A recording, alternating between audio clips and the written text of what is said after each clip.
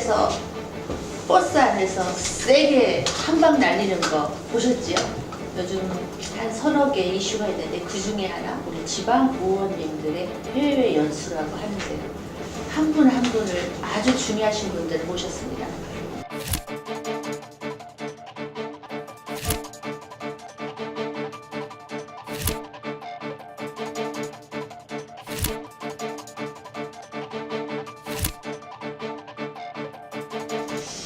해외 연수가 사실은 좀 옛날부터 말씀들이 좀 항상 있어서 저희도 32년 된 지방자치에서 몇 번 이걸 특집으로 다뤘던 것 같아요. 그래서 해외 연수 저는 옛날에는 해외 연수 좀 갔다 와야 되지 않느냐 이랬는데요. 좀 많이 좀 생각이 바뀌었습니다. 요즘 예천군 어떤가요, 이장님? 또 전국적으로 언론에 관심을 가다 보니까 그 속속들이 국민들한테 다 잘 알려진 상황 그대로입니다. 그렇게도 무리를 일으킨 그 의원 전체가 한 명도 책임지려는 모습도 없고 이렇게 6명이 윤리위를 구성해서 셀프 징계로 지금 들어갔습니다. 그리고 국민들은 뭐 그렇기도 하고 화도 나고 그래서 사퇴를 촉구하는 입장을 계속 내고 있습니다. 근데 사실 이게 도마에 오르는 게 처음은 아니거든요. 처음이 아닌데 왜 이렇게 계속 지속될까? 지방의원들의 의식의 전환이 필요한 문제는 뭐 기본적인 거고 좀 제도적이고 시스템적인 문제도 같이 한번 이번 기회에 좀 같이 한번 개선이 됐으면 좋겠다. 우리 지역의 어떤 발전을 위해서 어느 기관을 방문해서 인터뷰를 하고 그런 것들을 배우고 습득하는 과정이 필요하거든요. 근데 이번에도 사실 예천군 이 일정을 보면은 오히려 그 기관의 방문은 전체 일정 중에 한 2시간 내외? 2시간도 안 되죠. 사실 안 되고요. 이동 시간까지 합해서 2시간이니까 나머지가 사실은 관광 명소로 다 채워져 있습니다. 아니, 이런 부분을 통해서 과연 이 국민들이 또 우리 시민들이 얼마나 납득할 수 있겠냐. 예천군이 앞으로 이제 싸울 수 있는 기대가 주민 소환밖에 없는데 그러려면 일단 임기 1년이 지나야 되니까 1년 7월까지는 이 이슈를 계속 가져가야 된다는 상당히 부담이 될 수 있습니다. 근데 그 전에는 이제 뭐 성북구 주민감사 청구로 연수 문제가 돼가지고 예산도 다시 뭐 이렇게 빗나가기도 했지만 그다음 또 뭐 일부 지역 결과 보고서 이렇게 뭐 베껴가지고 다른 지역을 베껴가지고 해서 문제가 되기도 하고 그러니까 이 문제가 끊임없이 제기됐음에도 불구하고 안 되는 거는 저희가 이제 분석을 해보니까 이게 계획, 그다음에 심사위원, 그다음에 진행, 그다음 결과 보고서까지 총체적인 문제가 있다라는 거죠. 예천군도 이제 심사 단계도 마찬가지로 예천군 이번에 그 논란이 됐던 그 부회장이 심사위원장이었거든요. 그리고 의장이 추천한 사람들이 위원을 구성해요. 6명.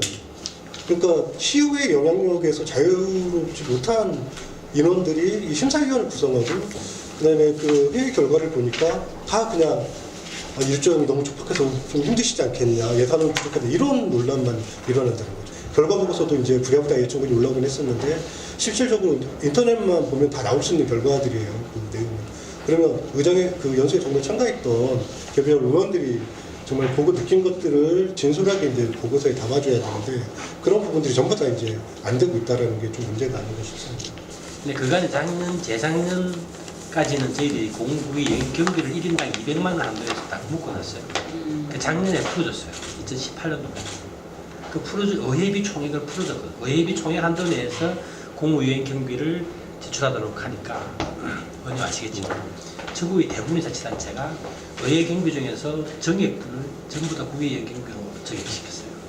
해외에서 경비를 최우선적으로 계상해놓고 예산 백사한테 그렇게 시작합니다. 근데 그런 관행이 좀 스스로 좀 없애져야 그래야 뭔가 좀 변화가 출발점이 제가 볼 때는 그게 될 것 같아요. 대부분의 의원님들은 아직까지 자각을 못하고 있는 것 같아요. 의원의 임기는 4년마다 바뀌는데 한 70%, 80%가 이제 처음 되신 분들이 들어와요. 의원들이 뭐 열심히 하려고 했는데 이게 뭐 표준 뭐 모범 사례도 없고 누가 가르쳐 주는 사람도 없고 아까 이제 말씀이 직원들이 이렇게 좀 이렇게 그래도 뭐 좀 디테일하게 좀 잘 기획안을 짜주면 좋은데 같이 얘기를 하면 좋은데 이분들도 구청장이나 군수가 임명을 하니까 1년이나 2년 있다가 순환보직을 해요. 경험이나 노하우가 축적돼 있는 그런 사람이 아무도 없는 거예요. 뭔가는 제대로 하고 싶은데 뭐 어떻게 해야 되는지 방법도 없고 그렇게 뭐 표준 모델도 없고 그럼에도 불구하고 1차적인 책임은 의원의 책임이죠. 왜? 주민들의 대표로서 공인으로서 주민의 혈세를 가지고 배우러 가는 건데 그렇지 못한 부분에 대해서는 1차적으로는 이제 의원들의 문제인데 이게 뭔가 좀 제도적으로도 좀 보완돼야 될 부분들이 분명히 있다. 네. 현장에서는. 네. 저는 이제 행안부한테 좀 지적하고 싶은 게 이 문제가 계속된 사안인데 행안부는 그동안 뭐 했냐는 지금 국회 우정연수원에서 이제 의원들 이제 그 교육을 좀 대리하거나 이렇게 가는데 그게 표준도 다 똑같고 실질적으로 도움이 거의 안 된다라는 이야기들이 많아요. 그래서 의원들 교육도 의무적으로. 네, 네, 맞아요. 의원들 교육도 하고 그 뭐 자질이라는 이게 문제가 좀 안 될 수 있게끔 계속 교육을 해야 되는데 그런 거 이제 손 놓고 있었다는 거죠. 사실은 이제 이 지방자치분권, 자치분권의 근본적인 취지가 사실은 우리 중앙에서 뭔가를 잡고 핵심적인 공개하기보다는 풀어주는 거잖아요. 지금 저희들이 이제 풀어주는 것은 기본적으로 반드시 지방자치단체에서 당연히 할 수 있고 해야 될 일에 대해서는 그게 다 풀어줬습니다, 사실. 근데 그 지방의회 의원님들이 해외 공무국의위원을 가는 것까지 우리가 기준을 갖고 있고 하는 것 자체가 좀 시대에 안 맞는 거죠, 사실. 이게 주민이 통제를 해야 되는 거예요. 그러네요. 주민이 사실은. 주민과 맞아요. 스스로의 맞아. 우리 스스로. 아니 그래서 저는 이런 생각을 행안부가 뭘 해줬으면 좋겠어요. 제가 선진국을 가고 싶어요.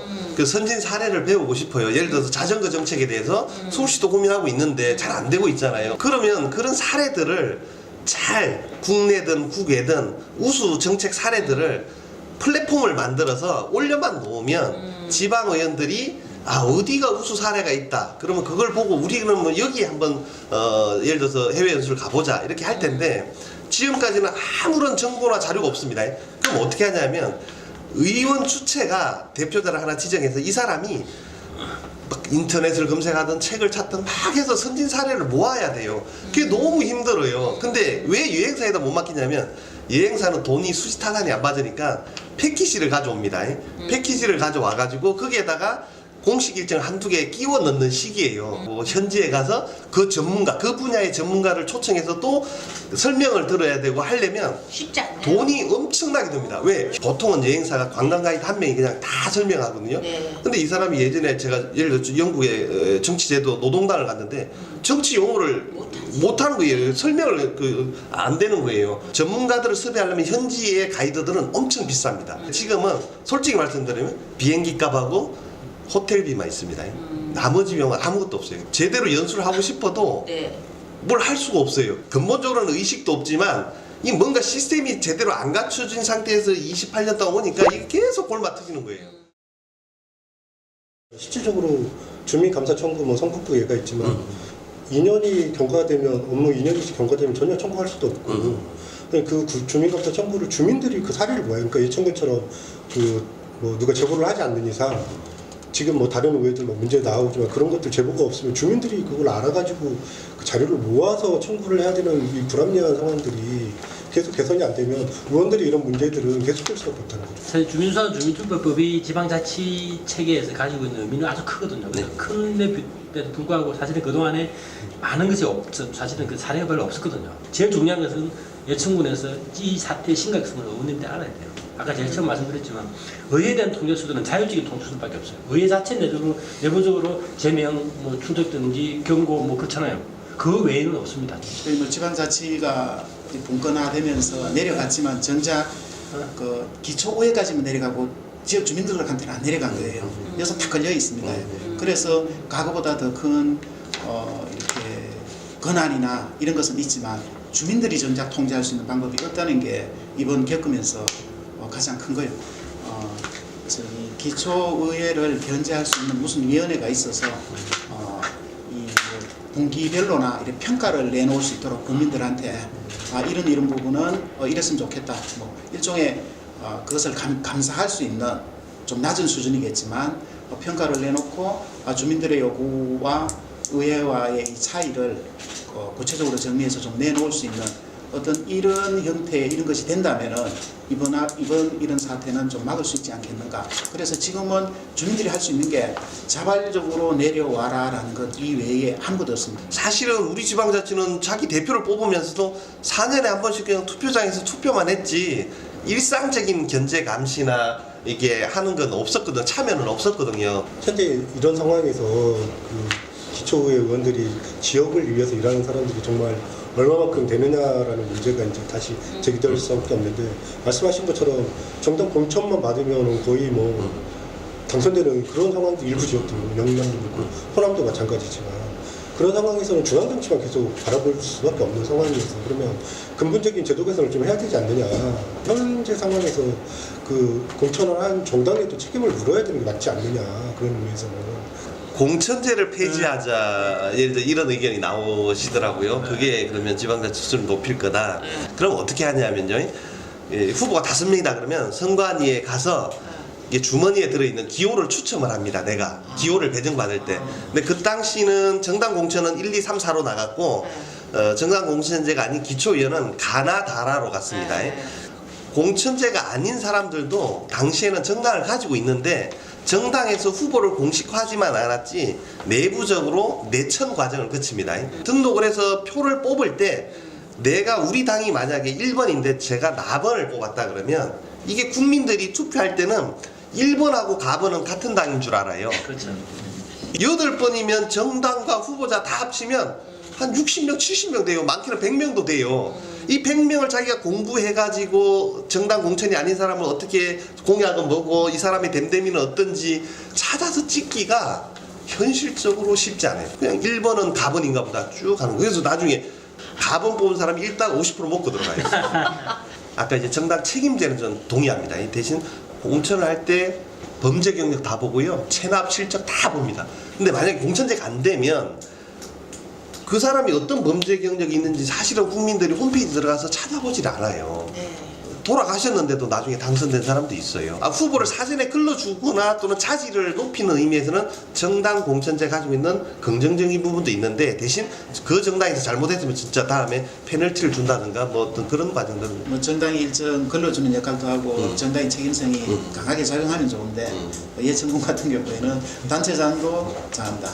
그 다음에 9명 의원 중에 7명이 장한당인데, 한 분은 아버지가 나왔다 공천 못 받아서 아들이 나와서 됐고, 한 분은 공천이 안 될 것 같아서 이렇게 무소속으로 나온 분이 다 똑같은 거예요.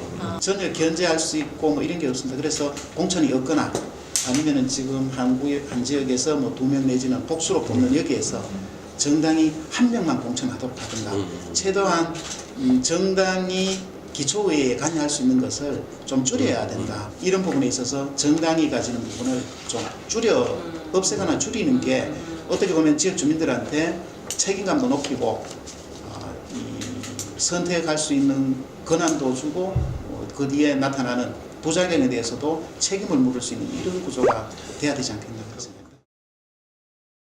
그럼 왜 연수라는 프로그램을 꼭 여행사에서 해야 되냐에 대한 문제는 생겨요. 그것도 꼭 지역에 있는 여행사. 그러니까 이게 우리가 보통 계약 과정에서 보통 지역에 있는 여행사로 보통 하도록 되어 있는데, 지역 여행사들은 이런 경험들이 아까 의원님 말씀하셨던 대로 많지가 않습니다. 대부분 패키지 여행을 파는 단체다 보니까, 근데 아무래도 금액도 작고 본인들이 그런 경험이 없으니까 그런 단체를 어떻게 섭외하기도 어렵고, 그러니까 기본적인 패키지 형태로 갈 수밖에 없는 거죠. 근데 그거를 그대로 사실은 그냥 의회에서도 아무런 문제 제기 없이 그냥 받아들이고, 이런 문제가 계속 생기니까 그냥 여행사에다 맡기고 그냥 그들은 패키지대로 그대로 가고 감시 견제 없이 갔던 그런 문제가 계속 악순환이 되는 거죠. 그래서 이제 제가 이제 건의드리고 싶은 거는, 자발적으로 좀 모범을 보려는 의회도 많이 있거든요. 해외 연수 모범 사례 뭐 이런 것들에 대한 좀 칭찬하는 거 있잖아요. 상을 주는 거. 우리 지방자치를 제대로 견제 감시하려면 머리에 든 것도 많아야 되고 많이 본 것도 있어야 되고 뭔가 선진 제도도 알아야 되는데, 공부는 해야 되는데, 뭐 1년에 한 번 가는 거 그럼 제대로 준비할 수 있게끔 뭐 이런 시스템을 갖추고, 그냥 시민들에게 이게 떳떳하게 다 공개만 해도 이게 자정 능력이 충분히 생긴다고 보는데, 이 보고서 갔다 온 거 정말 자기들이 정말 보고 느낀 거 왜 갔는지부터 목적부터 이제 그 추진할 때부터 나왔기 때문에 그런 것들 제대로만 내고, 그게 시민들 인터넷에 공개돼 시민들이 볼 수가 있으면. 문제는 시민들이 관심이 없다는 거예요. 계양구 의회가 있잖아요. 갔다가 돌았죠. 네, 그렇죠. 이틀만 갔다가 돌았거든요. 계양구 의회 의원님들의 해외 연수 일정이 있잖아요. 홈페이지 나와 있어요. 그 전부 똑같아요. 지금 여기 똑같아요. 그 홈페이지 온 거 아무나 누구나 다 볼 수 있게 돼 있어요. 근데 그걸 봐도 사람들이 안 보는 거예요.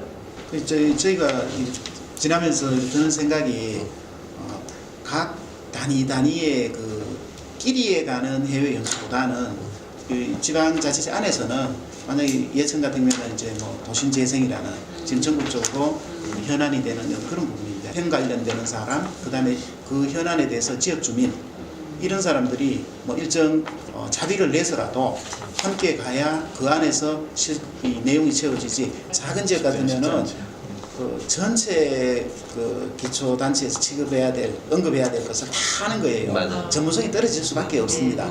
그러면은 좀 규모가 좀 큰 기초단체의 그 부분의 위원님들하고 그렇지 않은 분들하고 이렇게 섞여가야. 지금 말씀하신 부분이 사실 굉장히 중요한 부분이어서, 그러니까 지역 주민이 됐든 그 지역의 시민 단체가 됐든 좀 같이는 가자, 같이 가고 또 처음부터 기획할 때도 좀 한번 그거를 거치는 과정은 갖자라는 거죠. 우리 시민 단체들한테 떳떳하게 한번 이거를 검토받는 부분. 그리고 정말 가능하다면은 같이 한번 가가지고 실제 내가 어떻게 하는지 그런 것들 보는 부분, 이런 것들이 필요할 것 같고요. 보고서 그거 단체로 딱 하나 낼 게 아니라 개별 보고서에 대한 거. 그 다음에 실제로 어느 시찰에 갔으면은 거의 인터뷰 녹취록 다 있어요. 주제 적어도 한 가지 이상에 대해서 자기 관심 분야에 대해서 여러 가지 주제를 가지고 가거든요. 그러면 이제 한 가지에 대해서는 개별 보고서가 반드시 나오도록 하는 것은 중요한 문제인 것 같아요. 네. 해외 연수에 대한 이건 정말 한 분 한 분을 꼭 답을 들으려고 합니다. 해외 연수에 대한 폐지 여론도 상당히 있습니다. 특히 우리 지방원들 안 가도록 했으면 좋겠다.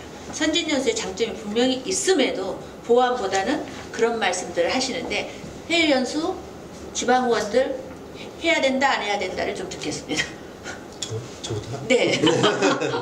저는 필요하다고 봅니다. 아, 일단 네. 국제사회의 흐름도 파악해야 되고 지역 발전에 정말 필요한 부분들도 이렇게 직접 가서 봐야 되고 그런데 다만 우리보다 뭐 그 기반 시설이 좀 열악한 데를 가서 뭐 사례를 연구한다든가 이런 건 아니거든요. 필요하다고는 생각합니다. 연수 자체를 오히려 의원들이 여기 나 이번에 또 연수야? 나 너무 힘든데 할 정도의 어떤 감시, 견제 그리고 좀 힘들 수 있는 여러 가지 본인이 더 습득할 수 있는 작업들까지 그게 규정이 되면은 좋고 아니면 그게 어떤 관리화가 된다면은 훨씬 더 그게 더 바람직하지 않을까 생각해요. 당연히 가야 됩니다. 주민들이 더 참여하시고 주민들이 더 이렇게 감시하시면 의원들은 그걸 인식하고 있기 때문에 아마 좀 빨리 개선되지 않을까. 저는 가야 된다고 네. 봅니다. 아 그렇습니까? 네.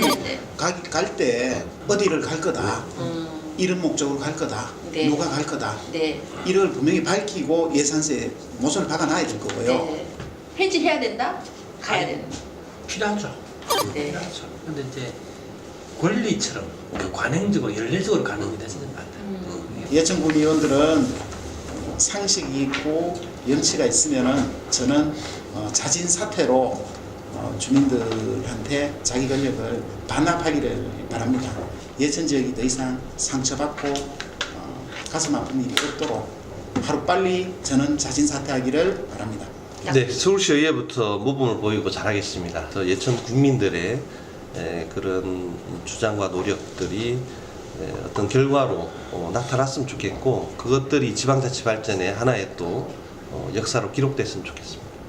전공이다 보니까 저는 이 의원님들이 가이드들한테 너무 함부로 하는 경향들을 많이 보게 돼요. 그런 감정 노동자들한테 그렇게 함부로 하는 모습, 그냥 굉장히 밑에 사람 얘기하듯이 그렇게 하고 우리 의원분들이 갖고 있는 어떤 권위의식이랄까요? 이런 것들에서부터 가지고 있는 게 아닌가. 제발 좀 내려놓으시라. 그리고 좀 사람을 존중해 주시라. 가이드들 똑같은 사람입니다. 제가 가르쳤던 학생들이기도 하고 그런데 그분들한테도 같이 좀 존중해 줬으면 하는 생각이 듭니다. 임기가 한 3년 5개월 정도 남은 것 같습니다. 맞아요. 좀 긴 시간인데요. 지금 예천군 어떻게 이 불행한 문제가 이제 빨리 터져서 그 의원들이 이제 각성할 수 있는 시간이 됐다는 게 참 좋은 기회인 것 같습니다. 저희들 나름대로 이제 행안부에서도 어떤 제도적인 틀 내에서 나름대로 자치분권 지방자치의 어떤 그 취지에 역행하지 않는 범위 내에서 제도적인 장치 어떤 이런 것들을 많이 하도록 노력하겠습니다. 더 이제 희망인 대한민국을 기대하는 여러분들의 희망을 주시기를 기대하면서 마무리를 하겠습니다. 수고하셨습니다. 네, 고맙습니다. 네.